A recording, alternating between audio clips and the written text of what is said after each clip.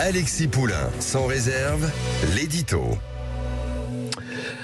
On apprend de la bouche de notre ministre et écrivain Bruno Le Maire, ministre de l'économie, que les détaxes sur le gazole dont bénéficient certaines professions seront supprimées pour les agriculteurs et les entreprises de travaux publics, mais pas pour les transporteurs routiers afin de préserver leur compétitivité.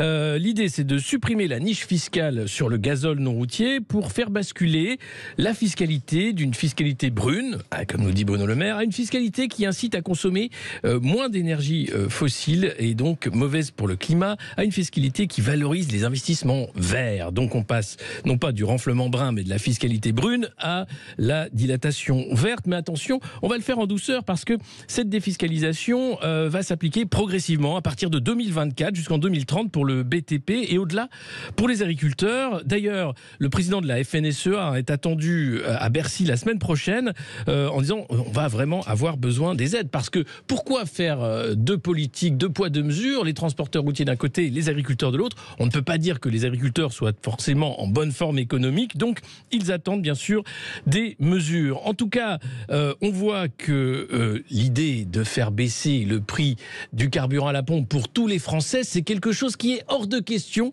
pour Bruno Le Maire. On l'écoute, c'était au micro de France Info il y a de ça une journée. Vous ne pouvez pas, matin, midi et soir, à juste titre, nous expliquer que la planète flambe, qu'on n'a jamais eu des températures aussi élevées et dépenser 12 milliards d'euros, c'est le coût d'une remise à 20 centimes sur un an, pour les énergies fossiles et pour les carburants. C'est une aberration écologique. Alors, c'est pas écolo, nous dit Bruno. Attention, 12 milliards d'euros qu'il n'y aurait pas de recettes suite aux taxes nombreuses sur ces carburants. Mais pour Marine Tondelier, qui est secrétaire nationale d'Europe Écologie Les Verts, Bruno Le Maire ne s'est pas pris de passion soudaine pour l'écologie, non, loin de là, mais il se fait tout simplement porte-parole des lobbies. On l'écoute. Bruno Le Maire, là, il se fait pas le porte-parole de l'écologie, c'est le porte-parole de Total. Total qui, l'année dernière, a fait 36 milliards de bénéfices. La réalité, c'est qu'ils ne vont pas chercher ces super profits chez Total.